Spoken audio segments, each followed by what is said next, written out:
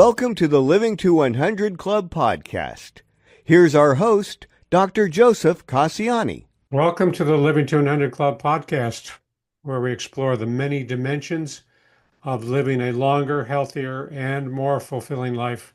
I'm your host, Dr. Joe Casciani, and today we're revisiting an important and often overlooked topic, planning for the later stages of life. Many people know they should plan ahead, yet the conversation gets delayed, avoided, or set aside. But as we'll discuss today, the cost of waiting can be significant for individuals and for families.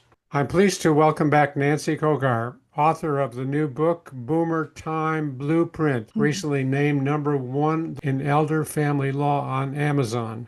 Nancy brings a thoughtful and practical approach to helping people move from awareness to action when it comes to aging, caregiving, and decision-making. In this conversation, we'll explore why planning is often postponed, what gets in the way, and how to take meaningful steps without becoming overwhelmed. First, a little bio.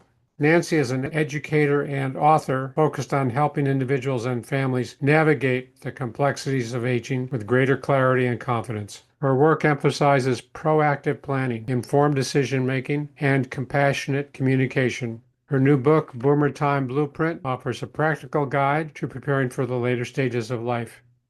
Nancy, welcome back.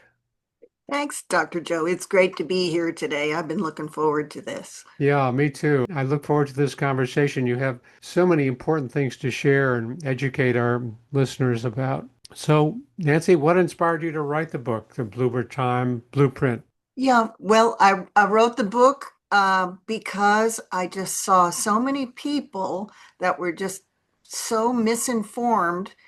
And when you don't plan and plan for yourself, you're setting yourself up for all kinds of exposure. And when we age, there are an assortment of very complex issues that can come up. So, and I don't want that for my clients and for others out there, because we have more and more people aging and they just do not have things in place when it comes to estate planning. And as you mentioned, end of life and long-term care. There are so many things they can do creatively as well. I think they get stuck in the stereotypes, and that's enough to make them not want to think about it and push it to another day. But there's so much more there. And I share a lot about my own life, my own dysfunctional family, and my own experience with caregiving. It's so much better if you take it on and you know what to ask and you know what to do and who can do what. So that's really what I've tried to do. Sure. So that's a big driver of writing the book, to help people learn that it's not so bad to take these challenges on, to start wrestling with them, because as you say, and we both know, it's easy to avoid these unpleasant topics. And many reasons, of course, dealing with their own aging, dealing with tough decisions and maybe things they don't want to face, and decisions they have to make about possible moves or downsizing or placement or wills and trusts and all of that. Mm-hmm. So what do you see in your clients? That are there some themes that explain why people typically resist this? I think, and I would love your thoughts on this, but I think a lot of it has to do with fear of the unknown and not wanting to move beyond that. It feels uncomfortable, it feels unknown, and right now is safe, right? Yeah. You're in your status quo, and you just choose to think about it another day. But I think we've gotten to a point where aging and the kind of what we've seen as the defaults of not planning, really, you don't want to be headed on that track, because it's just not sustainable, and there are better ways to go about it. Sure. Can you give us a case, maybe a simple synopsis of some family or an individual who avoided this and then faced heavy consequences for not taking action? Well, yeah, I've got a lot of those, Hmm. and there are a lot in the book too. And I use these because I think we can learn from each other's stories. Stories are tough, but Yeah. if we can take something and move on, and you remember stories, right? So this particular instance I'm thinking of, it was a second marriage. which happens all the time now, right? So there were two boy teenagers. Well, they weren't teenagers. They were early 20s, I think, that were born from a different marriage. Hmm. And this father married a new woman, and moved in. And the boys were not crazy about that. Mm. Surprise. They were in love and didn't want to rock the boat too much because it was a sensitive issue. You didn't want to create a conflict. So they didn't do anything together to plan for Sure. what happens moving forward. And he died unexpectedly and without a will, without any direction as far as what property went where. Everything was in his name alone, including the house. And so the wife was faced with really limited rights Mm. in that it was a fallback on Tennessee law. So if there's no will, the state law will control who gets what. And the Wow. marital home ended up being sold, all the furnishings inside the house. The kids came in and took what they said was theirs and were really not kind about it. It just, this whole world that this woman had fell apart. Yeah. Yeah. That's an example of something you don't know, Mm. the unintended consequences of things. Sure. It's just unfortunate. Yeah. Yeah, of course. And that's one example out of probably dozens or even hundreds. And Mhm. without those pieces in place, we can resort to just the impulsive, quick, hasty decision making, and people get hurt. And emotionally, personally, financially, they get hurt. So I know Mhm. your book highlights a lot of steps that people can take and to begin to shift from avoiding these issues to becoming more engaged. I'm sure there's a lot of information in here about helping the families start to face some of these smaller decisions maybe first. Can you give some tips on what to start Sure. with? I've included some real kind of worksheet type Hmm. documents that are accessible on my website, which corresponds with this. I'm working on a workbook to come out that can go along with this, but those are available. They're just on my website at the moment.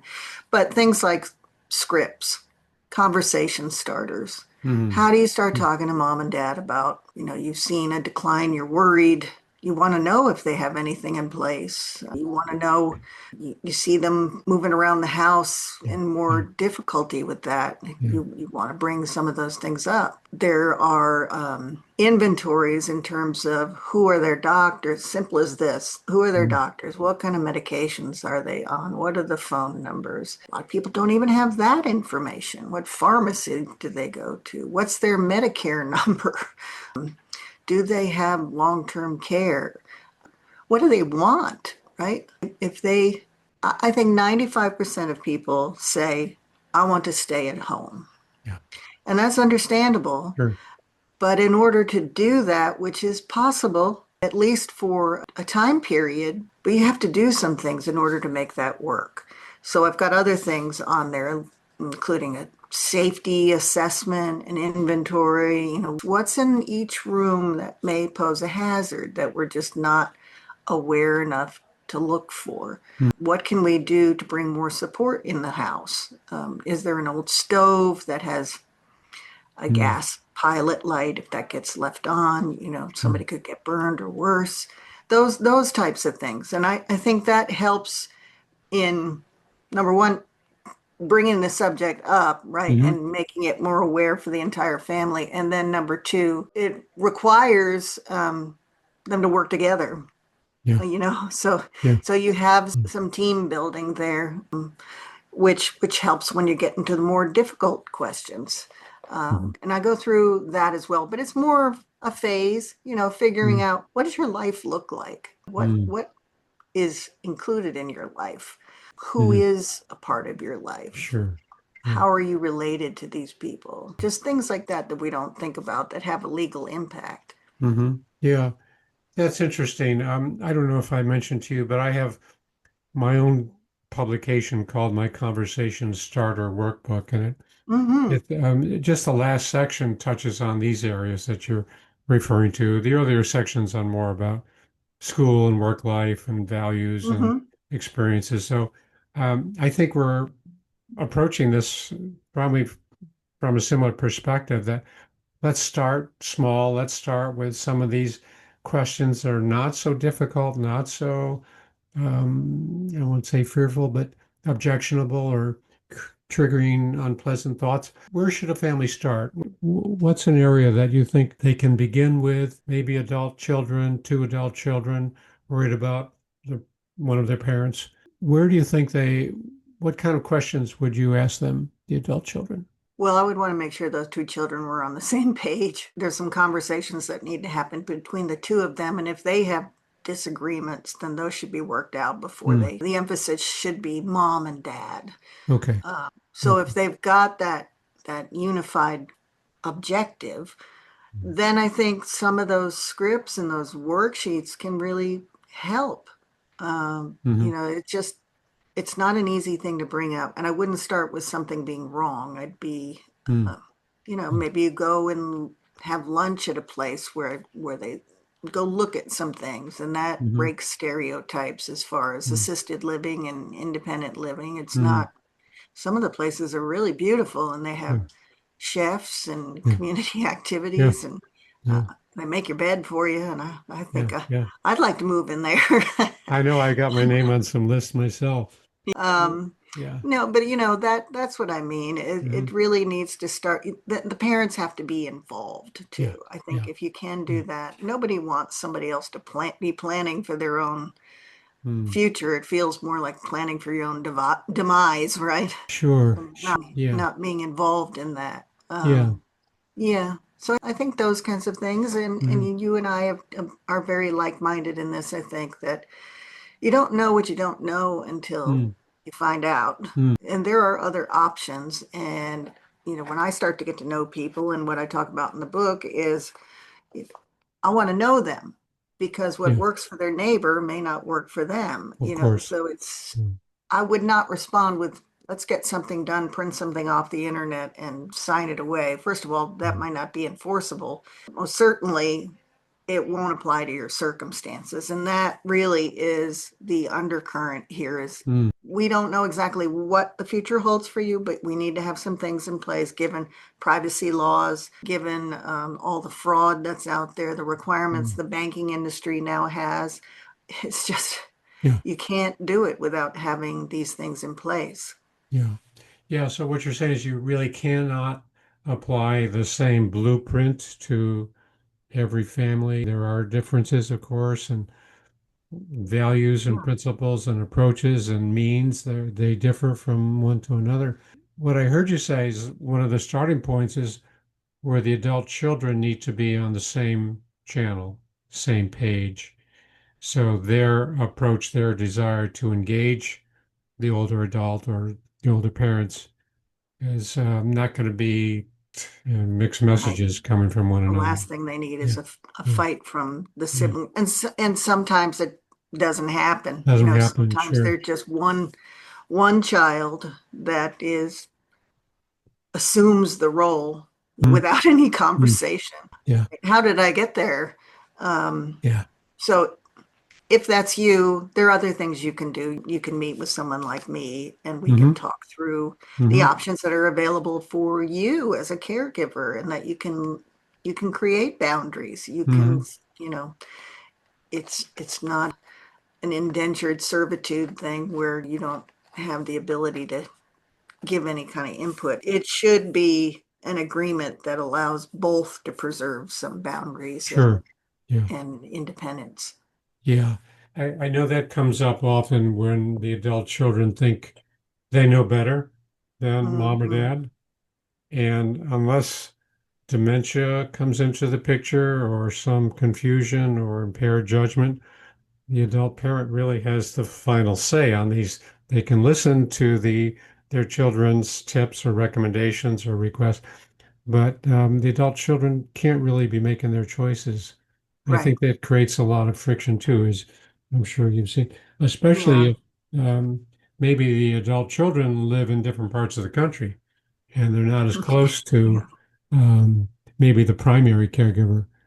Sure. And They they wanna go, bring mom and dad back to Washington State from Mm. Tennessee or something. That's a big Sure. change. Sure. And they at 80, Yeah. they're leaving everybody they know, and Yeah. that's a disruption from community. Mm-hmm. The other issue is isolation, which makes me think of that Mm-hmm. because the failure to communicate leads to isolation, either a Mm-hmm. feeling of no one's listening to me and I'm isolated, or just Mm-hmm. isolation because you're the only one that's involved in the process. Yeah. And that's not a good place to be. That the planning would help to avoid some of that. Mm-hmm. Sure. So in the cases that you've been involved with, are both parents typically still together, or are they solo agers, leaving just one of the couple left, or?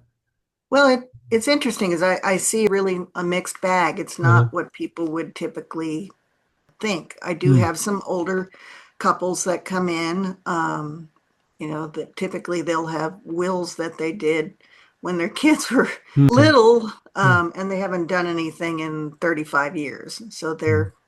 they're admitting they need to update some things. And Mm-hmm. so that's one set. And then we've got the other set that just have never done anything. And they Mm. hear from somebody, a friend or a colleague, about something that's happened, and it scares them. And Oh, so they want sure. to come Sure. and find out if it's Mm. true, does Right. it apply to them, and what can they do about it. Mm. And then there is, you mentioned the solo ager. I do see Mm-hmm. a lot of solo agers, Mm-hmm. either widows or widowers, or people that have small business and have just typically, been on their own. Mm. Sure. And that is really important for planning for them because they don't have any kind of natural legal individuals around them to make decisions and take care of things for them. Mm-hmm. And then the other biggest group really are the caregivers, family members, Oh, okay. older adult children that come in and they're just worried Mm-hmm. and want to try to get something done. Sure. So a whole mixed bag of different. Yeah, that meets a lot of different Yeah. scenarios and Yeah. Yeah. people. Yeah. Yeah. And again, no single. Yeah.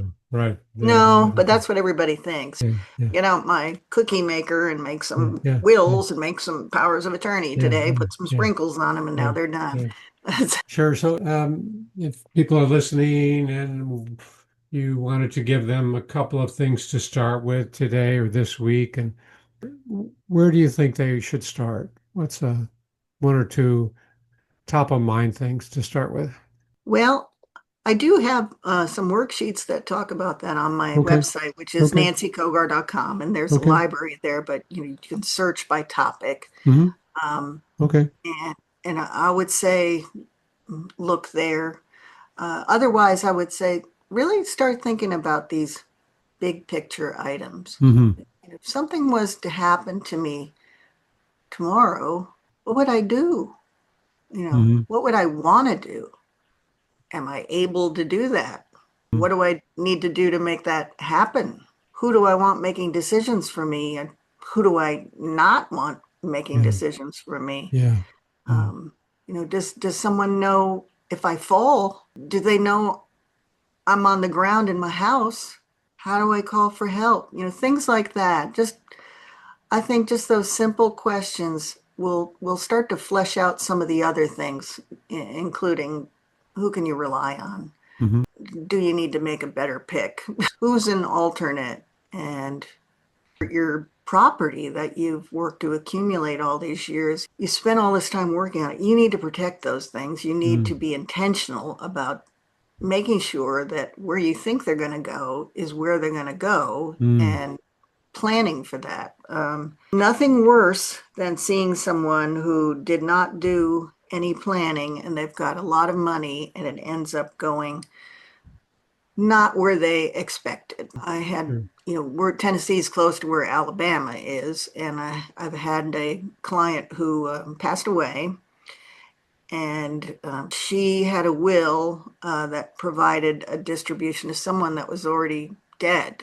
So there was nobody there to receive the inheritance. but she didn't have any alternatives in No, there. okay. No plan B. Mm-hmm. Yeah. So plan B then was to rely back on state law, which is not Mm-hmm. necessarily the first choice. Mm-hmm. And I was looking for really remote relatives Mm-hmm. in Alabama, Mm-hmm. where her family had come from. I don't think she ever met any of these people. So, you Oh, know, yeah. it's, Yeah. you can't do anything once you're there, but Uh-huh. it's Yeah. Yeah. better to have something in place. So a workbook, worksheet is a good place to start on your website, nancycogar.com. I People think can so. look at that and see what they want to tackle first. Not that they have to tackle everything, but Yeah. here's a list of things that you need to start working on. And it's a process. Sure. Like you, Dr. C, I've got a podcast where I'm Hmm. also Boomer Time, Hmm. so it's Yeah. similar to the book. Yeah. Shameless plug there. And it's on YouTube. It's also available on my website, which is that my name, nancycogar.com. And I've really made an intentional effort. It's free, complimentary. Hmm. So I have made an intentional effort to try to break down a lot of these scary issues in a way that makes sense. Mm. So if you can't even get to the part where you're putting pen to paper, that is a great place to Mm. go. I see. Sure. Yeah. Sure. Yeah.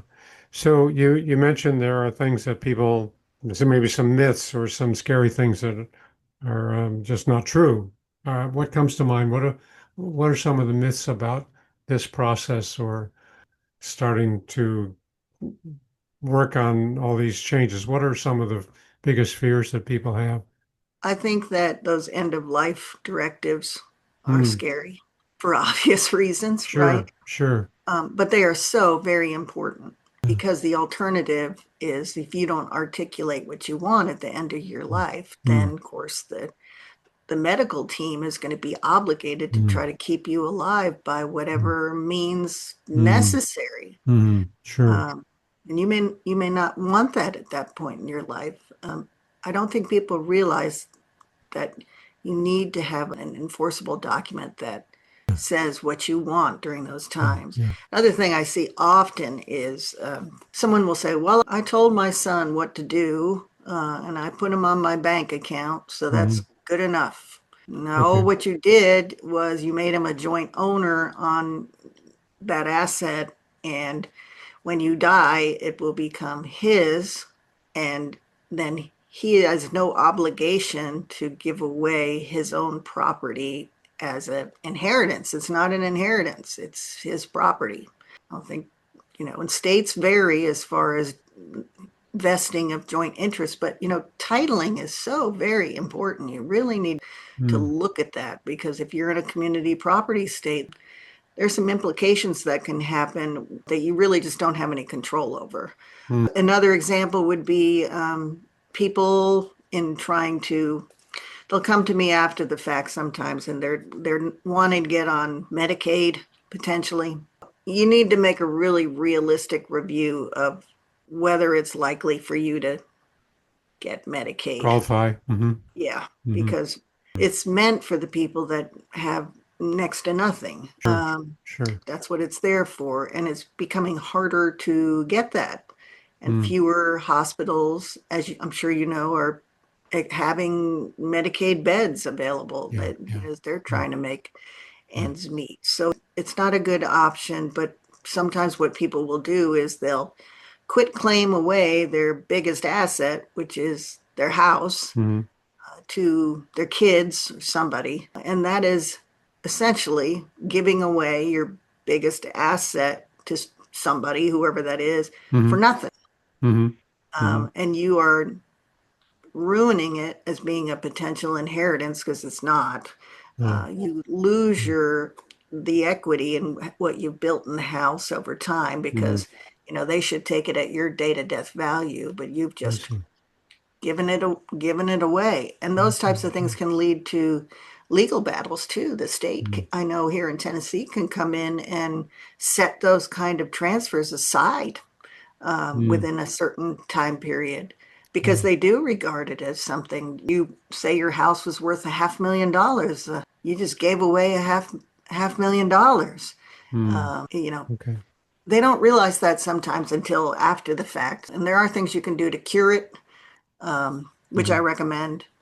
But that's the kind of stuff. If you Yeah, don't really know, you could create some real problems for yourself and for your family. sure.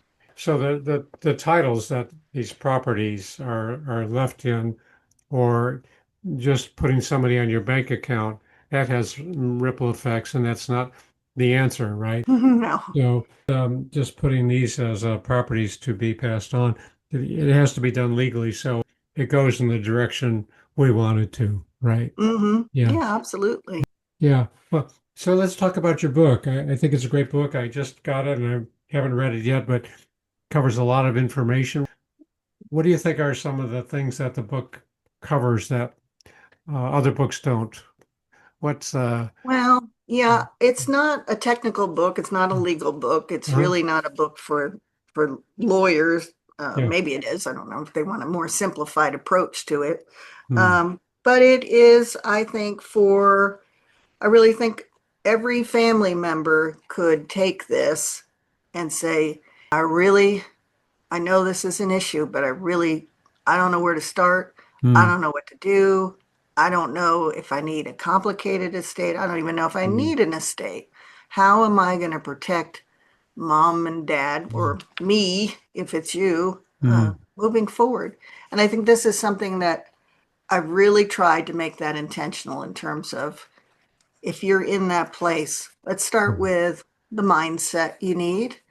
Let's start with knowing what you're approaching. Let's start with special needs, mm, things you may not be aware of. Let's start with dynamics of mm, families. mm. That's Well, everybody's got a yeah, problem with yeah, yeah, problem yeah, child. yeah. So it's just a lot of that, and I've got some action steps in here for people. Of course, I'm here in Tennessee, but I meant this to be more of a general Of resource. course, So sure. that way I've got questions in here too. So say someone in California is watching this, they don't know who they should hire. Yeah, I've got questions in here, but here's what you ask an estate planning attorney. Are Sure, you comfortable with them? sure. Things that they need to think about. It's just not assuming somebody is going to help you do Yeah, what's really very important. And then I also have some life stories in here as a caregiver for my father who's since deceased, and yeah, and now my mother. I'm walking that road too, and I think it's important. It puts some context sure, on it so that sure. I don't have all the answers, Yeah. but I know how to eliminate a lot of them and Mm, create less problems for you in the future. yeah, yeah. Um, you know. And to give questions to ask, as the readers can now be more informed about what should I cover when I talk to the estate Mhm. planning attorney, or do I qualify for Medicaid, or all of these questions. So really, the book goes beyond the traditional planning guide, step by step. Here's what you need to do, because it does go into some of these areas in more detail and in a more practical way, so to speak. Yeah. You mentioned solo agers. I talk about that a lot. Uh-huh. I talk about small business owners, boomers, baby boomers, which is the reason this got its name. Sure. Sure. They have created immense wealth in our country, Yes. and many of them have small businesses. I think that the SBA, the Small Business Administration, uh, reports that the majority are boomer owned businesses. Mm. Most of them don't have any kind of succession plan, or Yeah. what Wow. happens Mm. after. Mm. It's kind of the same. Your business can be your livelihood and can be your life. What Mm. happens? What's going to happen? Right? I think these questions beg attention. Mm. Um, Yeah. you know, Yeah.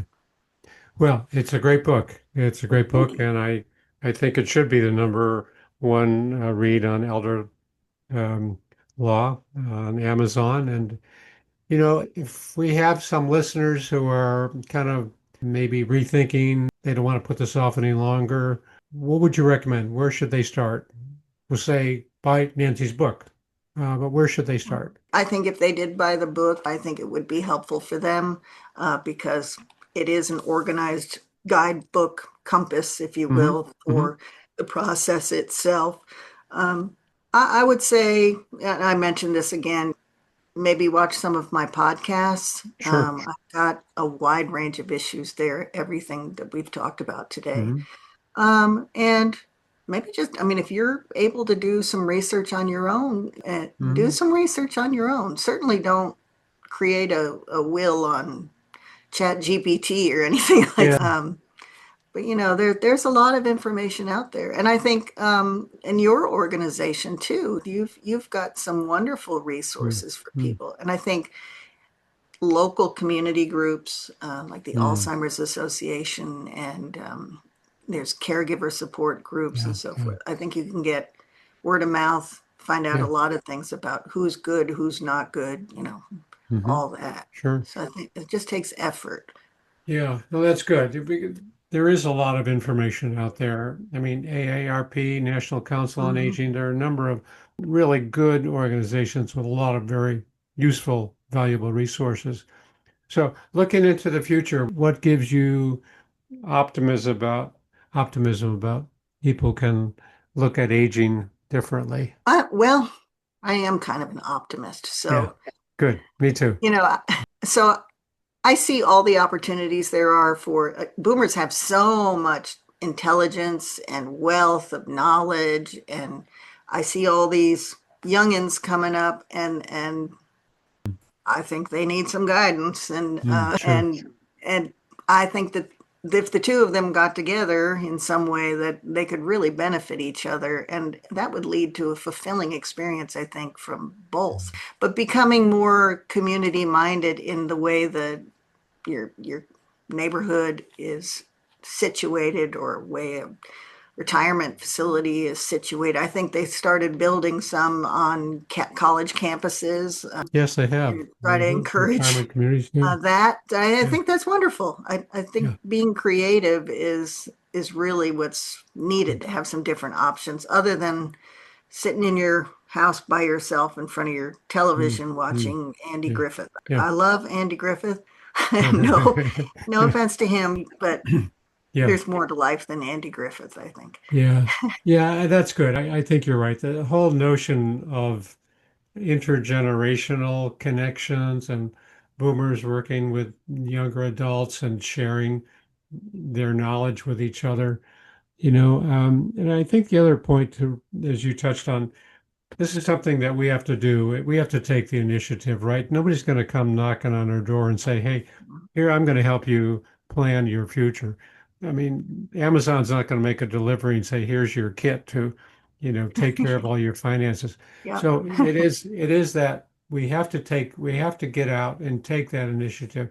We have to learn. But the great thing is that there is so much information out there, a book Mhm. like yours and other information, it's all over. So let's take that initiative and let's start making some of those informed decisions. I think that's what you're talking about. Right. Yeah. And, I started off by talking about stories, and I Yeah. think you start talking to Yeah. people and you just incredible journeys they've had along Yeah. their lives. For sure. And that human connection, I think, can be so powerful Yeah. Yeah. if we just slow down enough to do Yeah. that. Yeah. And to not be afraid of it. Yeah. Right. Yeah. Well, Yeah. there's a lot of that these days, but I think Mm. there's some safe places you can start with. And enough organizations nearby that you can Mm-hmm. figure out what's practical and not. Mm-hmm. The fraud issue and everything else is horrible, and that Mm-hmm. leads, I think, from loneliness too. But they're using the Yeah. phones, using the internet, and Yeah. using all of that to try to Yeah. just Yeah. target older adults. And Yeah. Yeah. yeah, that's the Yeah. last thing that I would want. Well, you're right to be optimistic, though, about our generation. Boomers we're bright, we're talented, we're educated, and we have a lot of spending power, our age group, our generation. So Yeah, there's a lot of upside. And I love talking about the upsides of aging. me We too. talk a lot And about what we lose. Let's talk about what we gain. That's what I say. Yeah, exactly. And yeah, everybody yeah. likes to have a purpose, right? Of So, course, what's your of course. purpose? Yeah, we What need can you that do purpose. right Yeah. now?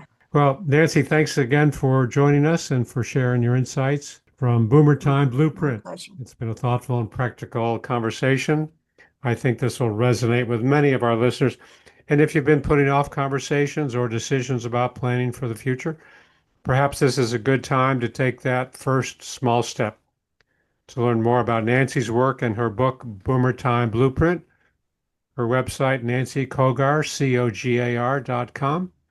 We'll have a lot of information. And as always, you can find more of our conversations for aging well at my website, livingto100.club. If you found this episode helpful, I invite you to share it with a friend or family member, especially someone who may benefit from these important conversations. Until next time, remember, aging well isn't about avoiding challenges. It's about staying engaged with them. Thank you very much, Nancy.